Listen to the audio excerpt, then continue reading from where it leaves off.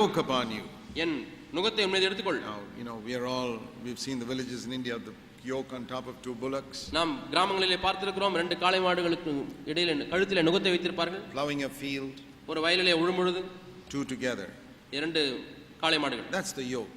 அதான் அந்த நுகம். It's two people. Two oxen. இரண்டு காளை மாடுகள். And Jesus says, take my yoke upon you. இயேசு என்ன சொல்கிறார்? என்னுடைய நுகத்தை உன் மீது ஏற்றுக்கொள். It's like here is a bullock that was plowing the field with another bullock for many years. அநேக ஆண்டுகளாக இங்கே ஒரு காளை மாடு இன்னொரு காளை மாடு கூட நுகத்திலே பூட்டப்பட்டு உழுது கொண்டிருக்கிறது. One day that other ox dies. ஒரு நாளிலே இன்னொரு காளை மாடு மரித்து விட்டது. So they bring a new inexperienced ox. அனுபவம் பெறாத புது காளை மாட்டை இந்த நுகத்திலே பூட்டுகிறார்கள். So we can say the older ox is telling the younger ox. ஆகவே இப்பொழுது இந்த வயது முதிர்ந்த அந்த காளை மாடு புதிதாக வந்த காளை மாட்டை பார்த்து சொல்கிறது, take my yoke upon you. என்னுடைய நுகத்தை உன் மீது ஏற்றுக்கொள். And learn from me. என்னிடத்திலிருந்து நீ கற்றுக்கொள். See how I walk, the direction I walk. நான் எந்த திசையை நோக்கி நடக்கிறேன், எவ்வளவு வேகமாக நடக்கிறேன் என்று பார்த்து. Please give up all your old ideas. உன்னுடைய பழைய கருத்துக்களை எல்லாம் விட்டுவிடு. Give up your desire to go here or there or faster or slower. Give it all up. இங்கே போக வேண்டும், அங்கே போக வேண்டும், வேகமாய் போக வேண்டும் என்ற எல்லா வாஞ்சியும் விட்டுவிடு. You have to submit to me. நீ எனக்கு அடங்கி இருக்க வேண்டும். If you take my yoke upon you, என்னுடைய நுகத்தை நீ எடுத்துக்கொண்டால் you can't go here and there. நீ இங்கேயும் அங்கேயும் ஓட முடியாது. You have to go the direction I am going. நான் போகிற திசையில்தான் நீ போக வேண்டும். And you can't run ahead, you can't lag behind. எனக்கு முன்னாகவும் நீ ஓட முடியாது, எனக்கு பின்னாகவும் நீ மெதுவா வர வேண்டும். Take my yoke, you have to go at my speed. என்னுடைய வேகத்திலே தான் நீ போக வேண்டும். And my direction. என்னுடைய திசையை நோக்கி தான் நீ போக வேண்டும். You have to learn from me. என்னிடத்திலிருந்து நீ கற்றுக்கொள்ள வேண்டும். And then you will find rest in your soul. அப்பொழுது உங்கள் ஆத்துமாக்களுக்கு இளைப்பாறுதல் கிடைக்கும். So that's the picture of God's part and man's part. இதுதான் தேவனுடைய பகுதி, மனிதனுடைய பகுதி என்கிற காட்சி. Jesus puts his yoke on me. இயேசு தம்முடைய நுகத்தை என் மீது வைக்கிறார். What an honor. என்ன ஒரு பெரிய கணம். I would rather have his yoke on my neck than any other yoke. வேறு எந்த நுகத்தை காட்டிலும் இயேசுவின் நுகம் எனக்கு வேண்டும். If you don't take the yoke of Jesus, இயேசுவின் நுகத்தை நீ எடுத்துக்கொள்ளாவிட்டால், don't think you don't have any yoke. உங்களுக்கு நுகம் இருக்கிறது என்று நீங்கள் என்ன வேண்டாம். The devil will be very quick to put his yoke upon you.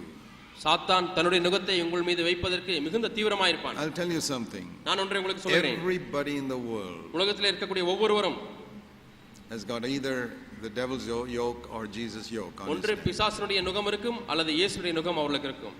You know, there's a verse in 1 Corinthians 4 where Paul says we are fools for Christ's sake. 1 கொரிந்தியர் 4 நாங்கள் கிறிஸ்துவுக்காக புத்தினராய் இருக்கிறோம் என்று பவுல் சொல்கிறார், பைத்தியக்காரராய் இருக்கிறோம் என்று சொல்கிறார். I heard of a man in England somewhere. England தேசத்திலே ஒரு மனிதனை குறித்து கேள்விப்பட்டிருக்கிறேன். He had a big board. அவருக்கு ஒரு பெரிய, he used to go around with verses on his front and back. அவருடைய முன்பக்கமும் பின்பக்கமும் வசனங்களை எழுதி கொண்டு அவர் போவார். Cardboard boards. அவர் இந்த அட்டையிலே எழுதி தொங்க விட்டு போவாராம். People used to make fun of him. ஜனங்கள் அவரை பார்த்து கிண்டல் செய்வார்கள். He's a fool. இவன் ஒரு பைத்தியக்காரன். So one day he had a board like this. ஒரு நாளிலே இப்படி ஒரு போர்டை எழுதி தொங்க விட்டு போனார். I am a fool for Christ's sake. கிறிஸ்துவுக்கு நான் பைத்தியக்காரன். So they wanted to see what's written at the back. பின்னால் என்ன எழுதி இருக்கிறார் என்று பார்க்க விரும்பினார். Back it is written, whose fool are you? நீ யாருக்கு பைத்தியக்காரன்? I am a fool for Christ's sake. நான் கிறிஸ்து நிமித்தம் பைத்தியக்காரன். Whose fool are you? நீ யாருக்கு பைத்தியக்காரன்? The devil's fool perhaps. ஒருவேளை பிசாசுடைய பிசாசுக்கு பைத்தியக்காரனா இருக்கலாம். You don't take the yoke of Jesus. இயேசுவின் நுகத்தை நீங்கள் எடுக்காவிட்டால், whether you know it or not, நீங்கள் அறிந்தோ அறியாமலோ, you got the devil's yoke. உங்களுக்கு தெரிந்திருந்தாலும் தெரியாவிட்டாலும் பிசாசுடைய நுகம் உங்களுக்கு இருக்கிறது. If you don't worship God, தேவனை ஆராதிக்காவிட்டால், whether you know it or not, you are worshiping the devil. உங்களுக்கு தெரிகிறதோ இல்லையோ நீங்கள் பிசாசை ஆராதிக்கிறீர்கள். What does it mean to worship the devil? பிசாசை ஆராதிப்பது என்றால் என்ன அர்த்தம்? What does it mean to get the devil's yoke? பிசாசுடைய நுகத்தை ஏற்றுக்கொள்வது என்றால் என்ன அர்த்தம்? Jesus said, you take my yoke, I'll give you something. நீ என்னுடைய நுகத்தை ஏற்றுக்கொண்டால் உனக்கு ஒன்றை தருகிறேன் என்று இயேசு சொல்கிறார். Rest in your soul. உன்னுடைய ஆத்துமாவிலே இளைப்பாறுதலை தருகிறேன். I won't give you money. பணத்தை கொடுக்க மாட்டேன். Or even healing, that's not what I came for. அல்லது சுகத்தையும் கூட அதற்காக நான் வரவில்லை. I'll take care of you. உன்னை பொறுப்படுத்திக் கொள்கிறேன். I'll take care of your family. உன்னுடைய குடும்பத்தை பொறுப்படுத்திக் கொள்கிறேன். Seek my kingdom, all the things you need on earth will be added. என்னுடைய ராஜ்யத்தை நீ தேடினால் இந்த உலகத்தில் உள்ள உனக்கு தேவைகள் எல்லாம் கூட்டி கொடுப்பேன். Go well with your children. உன்னுடைய பிள்ளைகளுடைய வாழ்க்கை செம்மையாய் போகும். But you won't be the richest person in the world. ஆனா இந்த உலகத்தில் நீதான் பணக்காரனா இருக்க போவதில்லை. You won't live the longest life or be the healthiest person in the world. மிகுந்த ஆரோக்கியம் உள்ளவனா நீண்ட நாட்கள் நீ உயிரோட போகிறவன் அல்ல.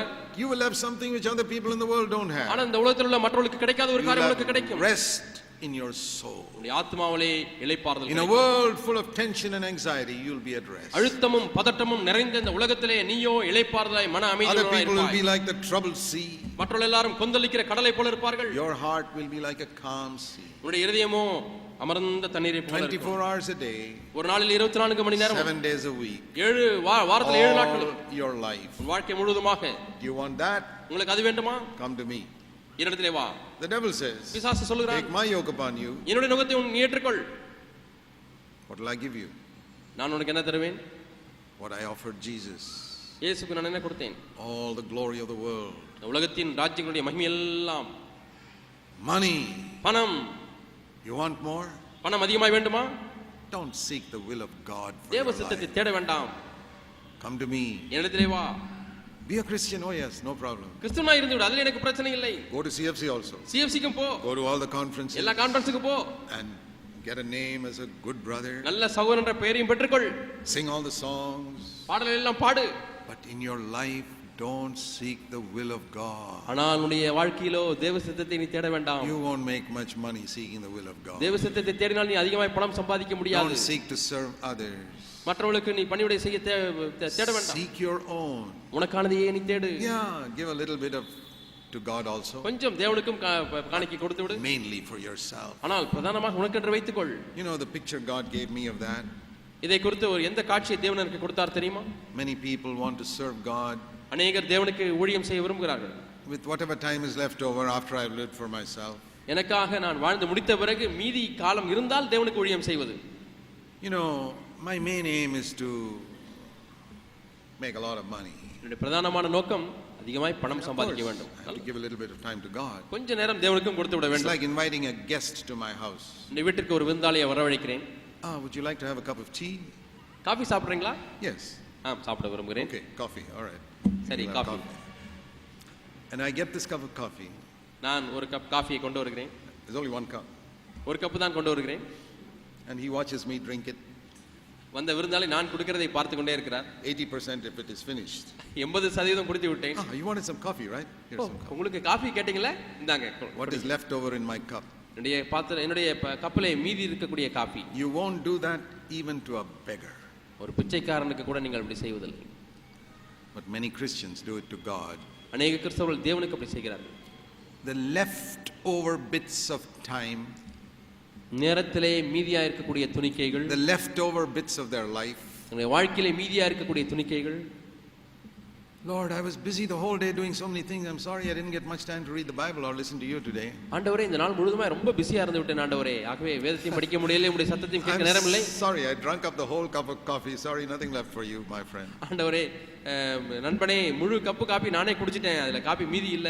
Or sometimes you do get a little bit of time when you're half sleepy at 11 o'clock at night. Okay, Lord, I better read my Bible before I go to bed. அல்லது 11 மணிக்கு எல்லா வேலையும் செய்து களைச்சி தூக்கம் சொட்ட It's like, இத கொஞ்சம் Bible hey, படிங்க. listen, there's a little bit of coffee left here. You can have it. காஃபில கொஞ்சம் மீதி இருக்கு, அதை நீங்க குடிங்க ஆண்டவரே. What you wouldn't do to a beggar.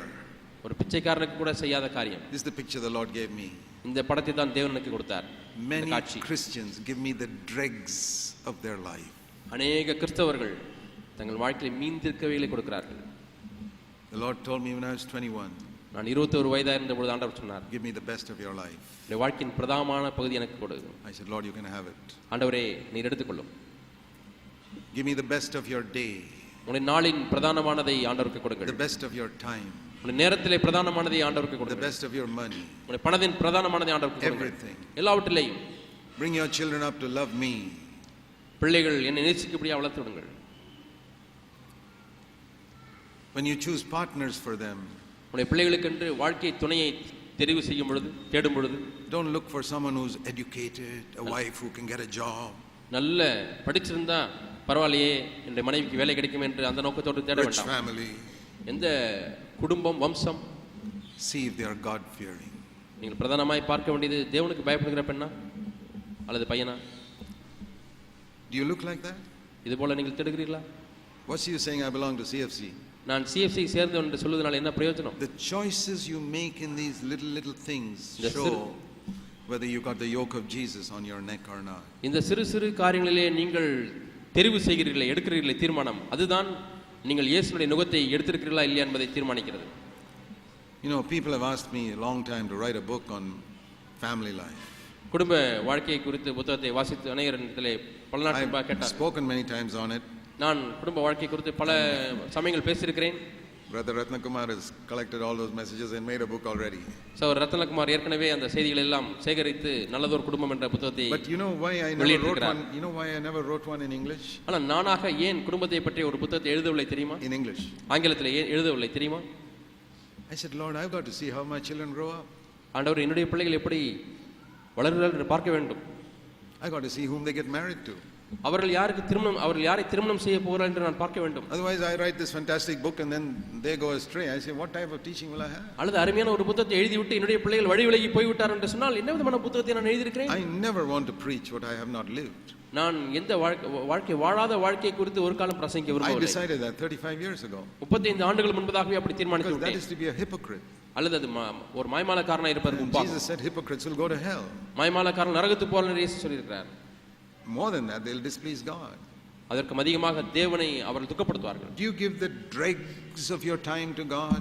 நீங்கள் உங்களுடைய வாழ்க்கை மீந்திருக்கிற நேரத்தை ஆண்டவர் I கொடுக்கிறீர்கள். remember one brother said, brother, I'm so busy in my work, I have no time to read the Bible. ஒரு சகோதரர் சொன்னார், சகோதரரே வேலையில ரொம்ப பிஸியா இருக்கேன், ரொம்ப நேரம் அதுக்கே போகுது, என்னால வேதத்தை வாசிக்க நேரமே இல்லைன்னு சொன்னார். I said, do you want me to pray that God will show you how you can make time? நேரத்தை எப்படி உண்டு பண்ணுவது என்பதை உங்களுக்கு காண்பிக்கும்படியாக நான் தேவனை நோக்கி ஜெபிக்கட்டுமா என்று கேட்டேன். I said, I'll tell you what I'll pray for before I pray. அப்படி ஜெபிப்பது முன்பதாக எதுக்காக ஜெபிக்க போறேன்றதை சொல்லிடுறேன். I'll pray that your child is seriously sick and put in hospital. உங்களுடைய பிள்ளைக்கு சீரியஸான வியாதி வந்து ஆஸ்பத்திரியில் சேர்க்கப்பட வேண்டும் என்று ஜெபிப்பேன். And you will suddenly discover how you can make time in a busy day to go to the hospital and spend 2 hours. நீங்கள் அந்த பிஸியா இருக்கக்கூடிய வேலையின் மத்தியிலேயும் தினந்தோறும் மருத்துவமனைக்கு சென்று 2 மணி நேரம் செலவு செய்கிறதை நீங்கள் அந்த நேரத்தை கண்டுபிடிப்பீர்கள். Then you will discover that you're not so busy but you can make time for something. அப்பொழுது நீங்கள் கண்டுபிடிக்கிறது என்னவென்றால் உண்மையாலுமே அவ்வளவு பிஸியாக இல்லை, நீங்கள் அதனுடையும் நேரத்தை நீங்கள் எடுக்க முடியும். You want me to pray that? இப்ப ஜெபிக்கட்டுமா அது போல? No brother, don't pray. வேண்டாம் சகோதரே, ஜெபிக்க வேண்டாம். எனக்கு I விளங்கி விட்டது. I was not serious. I will never pray such prayers. நான் சீரியஸாய் சொல்லவில்லை, நான் அப்படிப்பட்ட ஜெபங்களை நான் யாருக்கும் பண்ணுவதில்லை. I'm just telling you that if you want to find time for God, you can find it. நீங்கள் மனம் இருந்தால் வழி உண்டு. தேவனுக்கென்று நேரத்தை கண்டுபிடிக்க வேண்டும் என்று எண்ணினால் கண்டிப்பாக கண்டுபிடிக்க முடியும். I have no time to sit watching television. நான் உட்கார்ந்து டிவி பார்ப்பதற்கு எனக்கு நேரம் இல்லை. I don't have to select which programs to watch because I have no time for that at all. எந்த நிகழ்ச்சியை கவனிப்பது, எந்த சேனலை போடுவது என்பதெல்லாம் எனக்கு குழப்பமே இல்லை. ஏனென்று சொன்னால் நேரமே இல்லை. I'll tell you why. ஏன் என்று சொல்கிறேன். Because I know so little about this one book God has written. தேவன் எழுதின இந்த புத்தகத்தை மிக குறைவாகத்தான் நான் அறிந்திருக்கிறேன். And I have a responsibility to share these truths with many people. இந்த சத்தியங்களை अनेक மக்களுக்கு பகிர்ந்து கொள்ளக்கூடிய ஒரு பொறுப்பு எனக்கு இருக்கிறது. I'm not going to gain much when I get to heaven if I watched a lot of television programs. நிறைய டிவி நிகழ்ச்சிகளை பார்த்திருந்தால் நான் பரலோகத்திலே போய் என்ன ஆதாயம் பெற போகிறேன்? But if I missed helping one person because I did not read the Bible, வேதத்தை வாசிக்காதபடினாலே நான் ஒரு நபருக்கு உதவி செய்ய முடியாமல் போனாலும் கூட I will have regret in all eternity. நித்தியமாக எனக்கு அதை குறித்துதான ஒரு வருத்தம் உண்டாயிருக்கும். I want to ask you, my brothers and sisters, என் சகோதர சகோதரிகளை பார்த்து கேட்கிறேன். You glory in the fact that you got CFC's yoke on you. சிஎஃப்சியினுடைய நுகம் உங்கள் மீது இருக்கிறது என்பதனாலே நீங்கள் பெருமை பெறுகிறீர்களா? I want to tell you, take the yoke of Jesus. நான் சொல்லட்டுமா? இயேசுவினுடைய நுகத்தை ஏற்றுக்கொள்ளுங்கள். Which means, Lord, I say, I don't want my will. ஆண்டவரே, என் சித்தம் வேண்டாம்.